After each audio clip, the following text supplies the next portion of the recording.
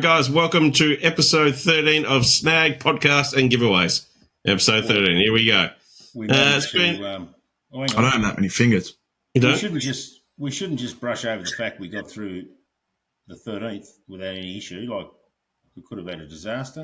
Well, it did, but your headphones weren't working before because you didn't turn them on. Didn't you miss one because you couldn't figure out how to use a laptop? No, I'm just saying that we've got past the unlucky 13th, and it's good that we're doing the 14th. Is what I'm saying. It's Absolutely silly. Is this the 13th? This is the 13th. This is the 13th, so we haven't done the 14th yet. No, this is the 14th because I remember talking that it was. No, it's not. 13th. It's definitely the 13th. It's definitely the 13th. I think you'll find that last week was the 13th. Ladies and gentlemen, episode 13 or 14. Ladies and gentlemen, boys and girls of all ages, for those in attendance and for the millions around the world, are you ready to learn about some fishing? I thought I'd put some effort into it this time, but I think it's the 14th. Anyway, let's not... Okay, we'll let the adjudicators. All right, let's go. All right, so Hooch's hot hits or tips or talks or whatever we're calling it now, go. How come you dropped me straight in it? Preparation is key. Right, yeah, okay. Hot hints. I'll tell you what is a hot hint, and that is we take these things for granted and we don't practice things very much as fishermen. Now, fishing has just been declared a sport in Tasmania and also in Australia. It's actually now officially recognised as a sport, and that'll mean some good things for some future projects and bits and pieces. But above all, we should realise that it is a sport and that other sports you practice. So why not fishing? So casting. Let's talk about casting. You should practice your casting, whether you are a beach fisherman or you're a game, well, not so much game fishing. Oh yeah, game fishing. When you're casting the big poppers, that does take a lot of practice. Absolutely. That is, and also it takes a bit of fitness too. So you should actually not just practice for technique, you can practice for fitness, because people laugh and go, oh, you don't need to be fit and we'll talk more about this when we talk about the segment about going away. But Tom, that you need to be fit when you cast those poppers. And a lot of times when you cast those poppers and you rip them back, you catch a fish, then you cast 6 times. You're that tired, you go, oh, God, I hope I don't catch a fish. So, yeah, beach casting, practice that. And there's techniques to everything. And even when it's brim fishing and trout fishing, practice that. Accuracy is key when you're brim fishing. You've got to get in under the snags, and sometimes you've got to get in underneath. Actually, you could speak on this, Dylan. You're a bit of a aficionado. Yeah, no, that's one thing I was going to mention. Like, another thing too that I do, which like I don't see many people do, but like say you're like, you're fishing a flat or edge of a bank and you want to get, just a cast as far as you can. Sometimes like if you like, so when you've cast it out and your lure's flying through the air, literally, I don't even know why, it just literally started shaking the butt of the rod and it just helps the line get off. It's actually surprising how much more line you'll get. Say you just usual cast and you just let it go. Or like if you usually cast and then you just like shake it, helps your line get off. And like you actually get, a couple of metre or two extra in your cast, which doesn't sound like much, but you put in 1,000 casts a day, you get an extra 2 metres. It's an extra. That's interesting, Dylan. No. Can you show me that again, that action? Yeah, no, it's good that you get your line on. So I'm going to actually extend that conversation because there's an opposite to that as well. And I learnt this from Adam Reuter, who's a bit of a gun. And so you're talking about shaking the line off to get that little bit extra distance. If you actually are fishing up against a bank or you've cast and you realise that, oh, hang on, I've cast that a little bit too far. On your little reels, you can actually put your finger on the spool.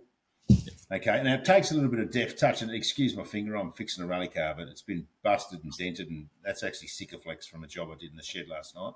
But if this is the spool and this is where your line is, you can cast and break and just put your finger on the spool like so, and that will break your line, break the momentum.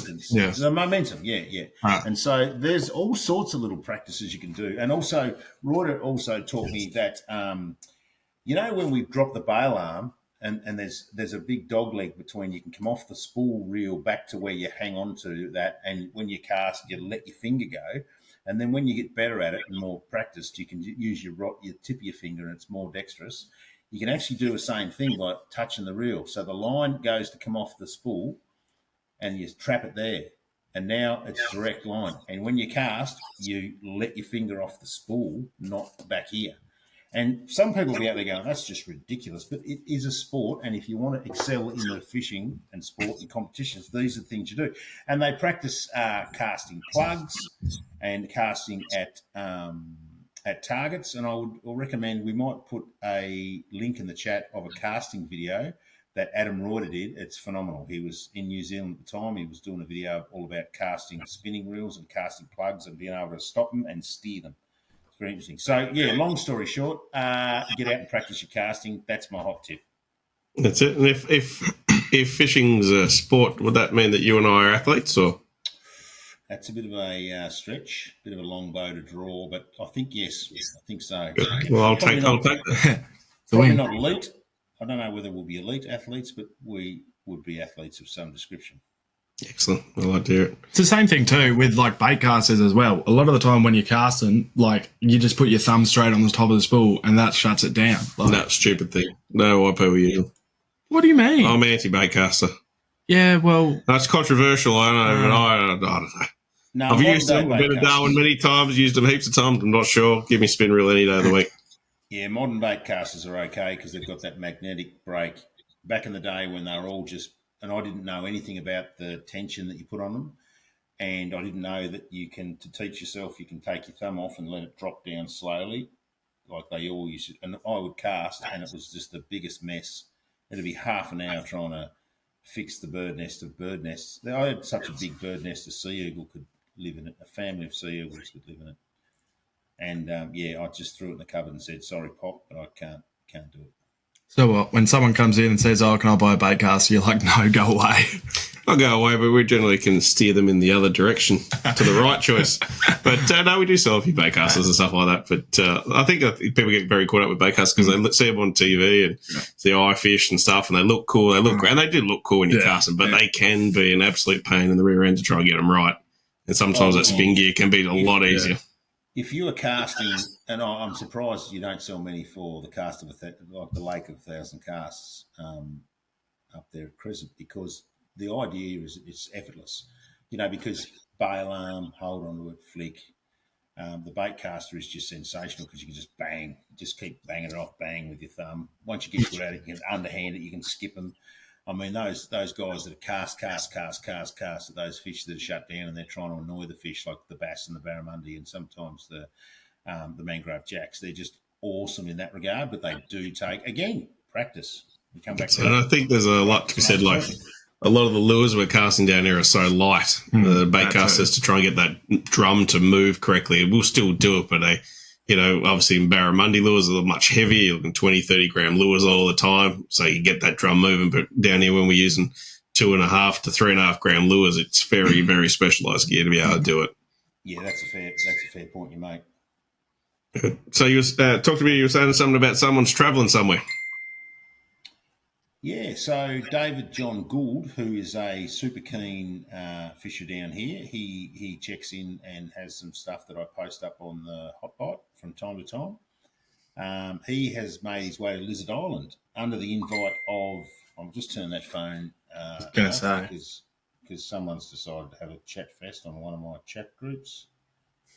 And so we'll shut that down. Matter of fact, you know what? We'll just throw it over the balcony. So, where was I? Oh, yeah. So, David John Gould, he's gone up to Cairns with Brett Cleary. Now, Brett Cleary is he's the owner of Sandy Bay Hire, which has got the trickiest entrance to ever get into a hire business. They hire all sorts of industrial equipment there in Sandy Bay. But he's also, Brett Cleary is also the ex-GFAA president, and he's got a role now with the IFGA.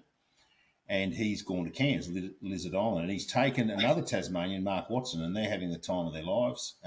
So they've gone up to Cairns, they've gone into the Cairns club, and then they've gone into the eatery there that's got some awesome mounts on the wall, and they're heading up to Lizard Island. They've been up there for a few days. I got a couple of photos before the service ran out. They are fishing mainly for bait, for skip baits. They had some really good Spanish mackerel, massive Spanish mackerel. They would have caught on the inside of the reef, and it's interesting.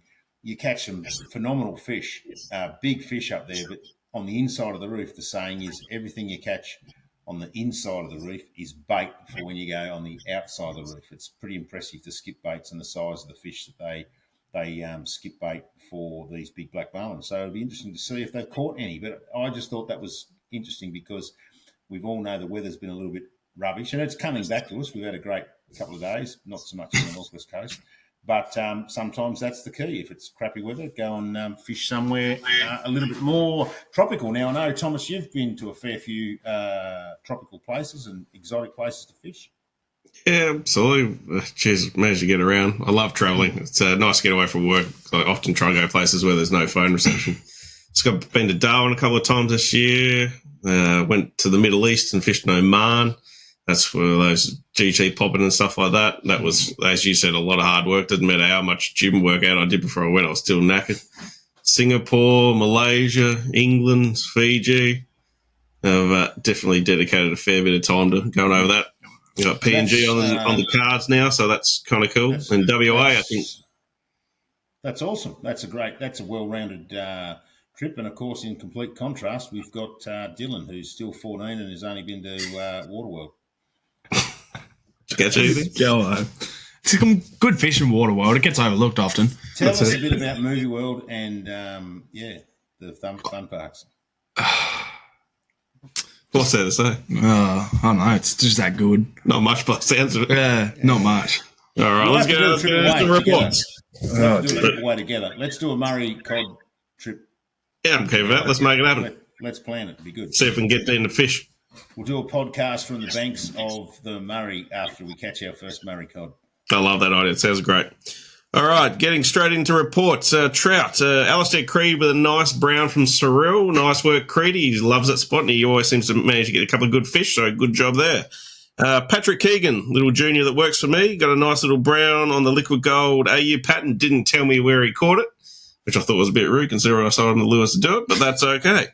Virgil Hillier Ellis, a couple of small ones from the Upper Huon today. I think that was yesterday when I got that report, so good job, Virgil. Yeah, got Josh Ward here. Nice looking 45 centimetre rainbow from the hike up to Lake Skinner, which that's up Western Lakes, isn't it? Vaguely. I think so. Yeah, no, him and the missus went up for a bit of a hike and decided to go in there for a bit of fishing as well. He's new to fishing, but he's absolutely smashing, so good job. We got Alex Hyde, first ever Tassie trout, 6 total Lake Augusta, and in a couple in the River Ouse by the looks of it. And we also got Dino Jones, a PB for me today, close to 5 pound, good old Tiana River. Yeah, you don't really hear a lot of reports of the time. I remember the last couple of years, everyone was fishing up there. I don't know what's happened with the cormorants have gone through or people just changed where they want to go. But, yeah, it's good to get a report from there. And, all right, the best Facebook name I've ever heard, Matter O Factor. What a great Facebook name that is. A few browns from Rowan, most caught on Tassie Devil lures from the shore, 33 to 42 centimetres, all but 2 released. Okay, Lachlan Jones, nice little rainbow. They ain't big, but they are pretty, he said. To Pine Tier Lagoon yesterday on carrot flies. Young Harry Cruiswick with a nice cracking brown from the Bronte chain on the fly too, so awesome work there. Moving on, we got Will Thorpe. Fun day in between tarns, lagoons and lakes in the Central Plateau. Fishing was reasonably difficult with the limited fish seen in most waters we hit, but one particular lagoon fired hard. We got what? Midday. I just want to know this copy and paste this. This is, she's a bit... English has never been his strongest language. Will Thorpe, fish, Central Highlands. That's all you need. On a Duo Rosanti 63 SP, Minnow 80 SP, Fisher 50mm stick bait, dropping the sponsor there. Love his work. All right, what else got there? Dan Smith with a cracking brown 4 pound from the Derwent on a Fishing Australia nymph. Yep. I got that. And I think his young fellow went and did his music exam today and did really well. So congratulations to the junior as well. Awesome work. Moving on to saltwater by the looks of it, we got Sarah Honer, youngster with we got 2 salmon, we got some flathead and a nice brim underneath the Tasman Bridge today. Yeah, cool. Go. Oh, moving on. Got Jack Gillespie up from the north. Got that big looking snapper. Caught heaps and lost plenty even more by the looks of it. All of them were on the 5-inch Bait Junkie official. It's just, he said, tagged Bait Junkie official in there. Yeah, but like, are they flick baits or? Well, I think they're flick baits. I think they're flick baits. Are they paddle tails? They're official. Well, they're official. That's it. And yeah, moving on. Cool. Over to me, Michael Haley with a cracking whiting and flathead. Didn't say where it was, but I reckon it's either at Flinders because they were bloody big fish. So good job there. Could be. What species were they? There was a cracking big King George whiting and a massive flathead. Could have been round the corner, Anson's Bay area. Mm. Possibly, yeah. Couldn't get hold of him, so I'm not really sure. But cracking fish nonetheless. Interesting, but yeah. Absolutely. This was a cool one. Grace and Ashley Wilson with some nice flatties off the jetty locally too. Young Ashley is the lovely fiance of Dean, who decided not to come tonight because he's got to work. Good on him. That's right. Good be him. Keeping the country moving. Absolutely. All right. So we've got a pretty cool price. I haven't told you about it yet. So just got in from Shimano. This week we're giving away a pretty decent price back. It's a Shimano Sustain valued at $450. Nice. Shimano hat, some Shimano lures, and a Shimano mat for your pub at home or your back shed. Unless you've got a pub, you can use it on the pub. So that's a bit cool. That's fantastic. And that's a good prize. A great prize for a good week because you've actually got the sign pretty straight this week. Well, at least I like to think so too. But yeah, so it's a package worth close to about $600. So it's going to be an absolute crack this week. So guys, don't forget, grab yourself a membership. Go to www.snagged.com.au. Follow us on Facebook, follow us on Instagram, follow us on YouTube, and get yourself one of our packages. It helps support us. We do this every single week, but also you guys will be in the draw to win an epic prize. Cool bananas. I might finish off then with a Shimano man, a decent, good old-fashioned Shimano man, Mark Lagerwski. I don't even know if that's, what I'm like with pronunciation. Don't you start, Dylan. So Mark Lagerwski, Lager for short, went out... I don't know whether you touched on this. Was I concentrating? No, we did not. No. So he went out, I don't know whether it was yesterday or the day before, but there's been a fair few reasonable-sized tuna turn up at the neck, and he thought, well, he wants to go out and tag one solo or catch one solo. It's just something to do. Remember, fishing's a sport, and it's just something that he wanted to press himself on. And he managed to get a double hookup, but of course we know that that's often a tale of misery when you're on your own, particularly it was in a reasonable swell. He got sort of beaten up a bit and knocked about a bit in the swell, busted both those fish off and went in to find a little bit sort of calmer waters and got another hookup on a good fish. It looked like a solid fish over the 100, and he managed to tag that fish and release it on his own. So that's a phenomenal effort. So well done to good job, man can fish. Yeah, my word, that was good. And there's plenty of decent sized tuna about down the neck at the minute. I've seen a fair few good reports. Absolutely. So that's hotting up. So yeah, that's about us. Cool. Not bad. All right, sign out for another week. See you next at number 14. That's it. No, it is number 14. That's correct. Yeah, next week's number 14. Next week's 15. You swore. I'll have to cut that out now.